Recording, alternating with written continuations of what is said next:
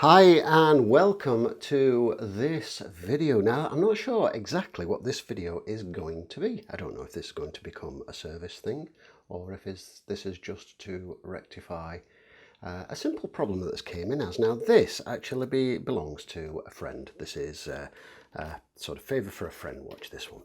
And this is a Phylida chronograph.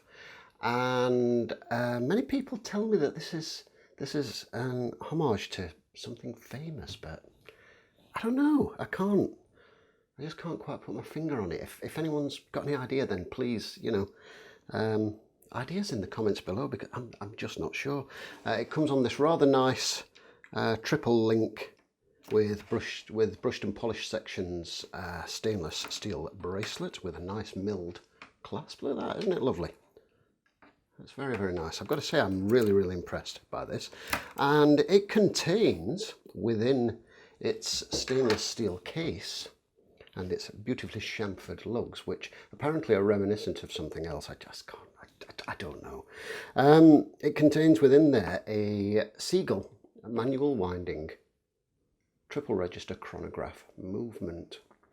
And as you can see, that's pumping away there. I've put a little bit of wind on this to demonstrate the problem, to demonstrate what the problem is.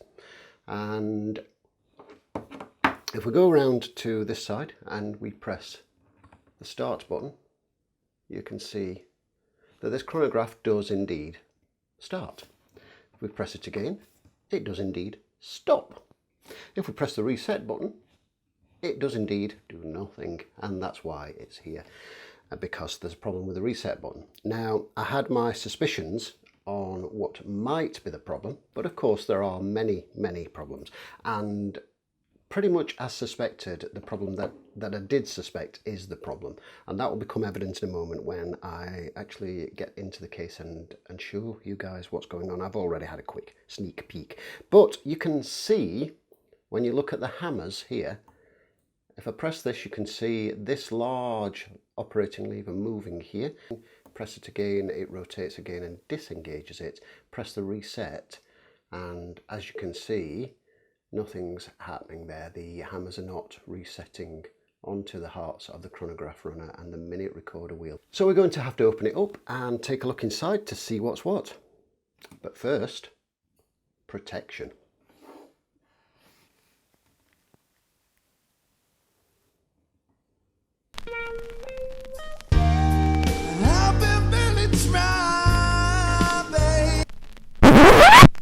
So with the case back loosened, we can unscrew this and lift it away to expose this movement, which is a very nice rendition of an old Venus movement. The Seagull factory effectively bought the rights and the tooling to this movement and produced this as the ST1903, I believe, off the top of my head. And this is the movement that's used quite famously in their 1963 pilot's chronograph, and numerous other variants with homages of Breitling and other watches. There's a lot of people that kind of decry and moan about those kind of watches, but I don't see why. They're not trying to fool anybody or, or persuade anyone that it's anything other than what it is. And why not? It's a great way to get a mechanical chronograph at a reasonable price.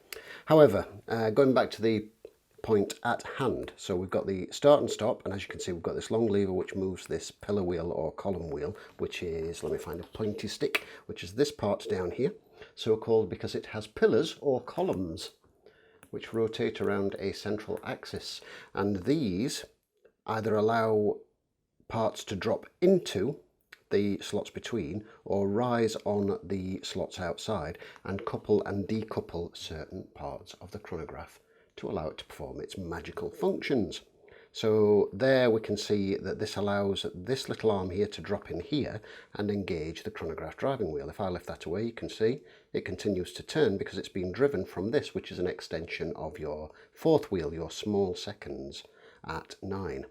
And that is constantly driven. This is your coupling clutch, and once it contacts this wheel, it starts to turn this, which is your central center chronograph runner, and once per revolution that engages a tooth which turns this intermediate wheel, which turns this intermediate wheel, 1 revolution, which is your minute recorder.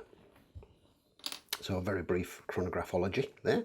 So, but you can see that when we stop the movement and press this, nothing happens, and I can show you why that's the case, and some disassembly to get to this part will be required. Here we are as up close and personal as I can get with this lens. This is a macro lens 1:1, and I'm currently about 3 inches away from the lens, and this is basically a bang-on 1:1 representation of the item as if it were laid directly on the camera sensor. This is a full frame sensor. Not that that matters when you're watching it on YouTube, because obviously it's going to be in whatever format and whatever size it is. However, let's look at the start-stop lever. You can see you've got a little tab there which this engages with, and try and get that focused for you. Sorry about this, it's very hard to get the focus at this kind of magnification, but you can see how that interacts and how that works. And then if we move around to the reset, make sure that that's in the yeah, that's currently in the chrono stopped position. Move around to the reset, and if you look at that gap where this plunger is, you can see we have got a distinctly obvious lack of nothing, and that's because something's missing. Under there should be a little bit of a bent lever. You can in fact see the lever that's underneath the long lever. So the problem is that part of this has broken off. Now I'm going to see if I can, this is going to be a little bit tricky because I can't lean over because I'd obstruct the view, so I'm actually looking at the view through the camera here. So but if you can see here, and hopefully see in the background, as I'm tweaking this, which is underneath the main lever, you can see things moving. These are the components that allow the hammer to reset. I don't know if I'll be able to press it enough. Oh, I can. Look at that. So I pressed it enough to allow those hammers to snap back up and reset onto the hearts, which means that we should be back at the 12 o'clock and the 12 o'clock position on the subdial, which we are. So that's where the problem is. So this is going to need some disassembly. I'm going to have to remove a few components to get to this lever underneath here to find out first of all what the break is, to hopefully try and see if I can find a replacement part. Or make one possibly get this one repaired. There is a jeweler local to me, and I am going to go and have a cheeky ask if they have a laser welder. It's not something I have. I would love one. I'd love to play with one. They look like amazing things. But if they have, I'm going to see if I can perhaps get this tacked back on and reshape it. I'm not sure that they do, but it's got to be worth an ask. And we'll see. We'll see what they say. Failing that, I'm going to see what the parts availability is like. So we're zoomed back so you can see the whole kit and caboodle. And this is the part where there's the distinct gap under here.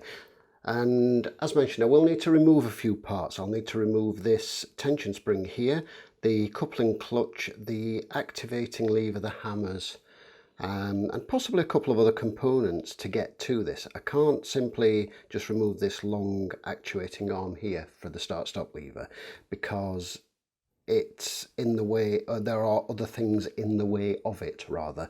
So I will need to remove a few components to get to this lever underneath so I can take it off, look at the construction and look at the possibility of recreating it. I don't know if that's something that would be easy to do, and then look at the possibility of having it repaired. Because the other thing is, this did work when the chap in question got the watch and then it stopped working. So that means somewhere in here, and it's unfortunately not glaringly obviously in the case, somewhere floating around in here is part of a reset lever. And that's not a good thing. We don't like parts floating around inside watches because they get to places they shouldn't be. Thankfully it hasn't gotten to anything to affect anything in here. But what I'm going to do in the meantime, just to be super sure, is I am going to let the power down from the mainspring so that we've got nothing that it can jam or damage. And to do that, we've got the crown here and the click, which is actually just under here, which you probably can't see very well there. Right underneath where my finger-cutted finger is, you can see the click swinging just there. Hopefully you can see that. Here I'm going to use a very small screwdriver. You have to be very careful when using tools like this because it's easy to scratch or damage something, which you don't want to do, no matter the watch, because it's just not nice. But sometimes you do need to use a thin, sturdy instrument because a thicker plastic or wooden one just simply can't fit, and you risk breaking something off and getting more detritus inside a watch.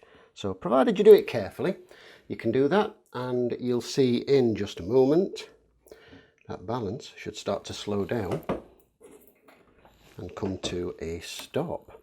And the fact that it's swinging nicely away there shows that it's got good healthy pivots and it's doing its job. Well done, balance. Proud of you. Thumbs up. There we go. So that's the power out of the movement. The next step is going to be a little bit of disassembly. I'm going to, at this point, leave the movement cased. If for some reason I cannot find the broken part, I am going to have to uncase it and do a little bit more digging. There's only so many places it could have gone because, well, actually no, that's a fib. I was going to say it's most likely gone down there, but it could in fact have gone down there and then sort of fallen back up this way, because remember, it is in this orientation normally. And in that case, it could be floating around anywhere in the movement. So the first and foremost, I need to try and find that part so that it's not floating around, potentially harming anything in the movement. And to do that, as I say, I will need to remove a few components from the watch. Those being, as I say, this tension spring. Do you know what I'm looking at? Oh no, I'm still going to have to remove this coupling clutch because there's a screw underneath that part of this operating lever for the pillar wheel sits under.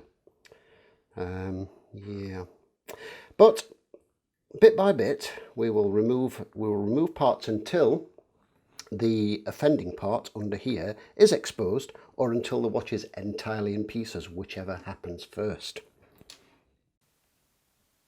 Just before I end this little clip, I want to do a what's on your wrist. Now, I don't normally do this because I'm assuming when people click on a watch related repair video, they're not interested in the watch that I'm wearing, they're interested in the watch that I'm looking to try and repair. So I generally don't do that, but in this case I wanted to, because I love this watch. This watch is amazing. This is a Hamilton X-Patrol chronograph, and as you can see, you know, it chronographs like a chronograph should. It also has a slide rule, which is operated by this screw down push crown here, and of course it has a screw down crown here, so you can, you know, it has a measure of water resistibility and all that kind of business. So if you want to go off and do your James Bond in sort of scuba diving, planting bombs and then checking the time afterwards while looking suave in a white tuxedo, you can do that if you so wish. Be mindful of local laws and rules and regulations, however. But yes, this is an amazing watch. This is a watch that I love chronographs. I collect chronographs, and this is a watch I bought on a whim from an auction, and I got this much cheaper than retail, and even at retail these are a bargain. Hamilton are part of the Swatch Group. They once were an American company, and obviously they're really not anymore, so other than the name, but they do have amazing watches, gorgeous watches, the non-chronographs and the chronographs. You'll probably heard about things like the Hamilton Murph and such, which were made specifically for a film, for which reason I don't particularly like it, but that's by the by. A friend of mine loves it, but hey, whatever, you know, it's a popular watch, it's a nice looking watch. It's just the whole film link that I find a bit meh, that and the fact that I thought the film was pants, but that's another thing entirely. There's lots of people who disagree, but there we go. However, back to the watch. I love this watch.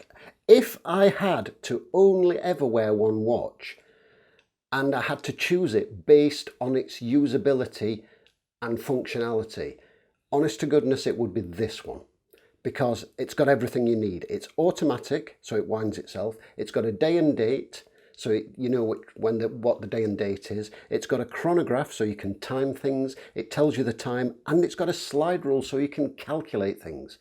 It's fantastic. And this one is an X-Patrol. I don't believe this model is made anymore, but similar ones are made. It uses the ubiquitous but solid and dependable ETA 7750 movement. As anybody who works on these will tell you, they are rock solid reliable, and they're just great. They're really, really good solid movements. It has a really nice stainless bracelet with a nice milled stainless clasp, and it's super comfortable to wear, and it's got a very funky back case in this particular instance. I'm a little unsure as to why they didn't go for a full exhibition, but I don't know. But it's nice, it works, and the movement is actually nicely decorated inside that. So I just wanted to show you what I'm wearing and why I like this watch so much. As I say, this was a spur of the moment purchase with a view to getting it, possibly servicing it if required, giving it a polish, and maybe selling it on. But once I got it and wore it a couple of times, I thought I really, really like this watch. And this is one that I gravitate back to a lot. If I'm ever in a really indecisive mood in the morning as to which watch to put on, this is typically the one that I will go for. So there you go. Thanks for watching, and we'll see you in the next video.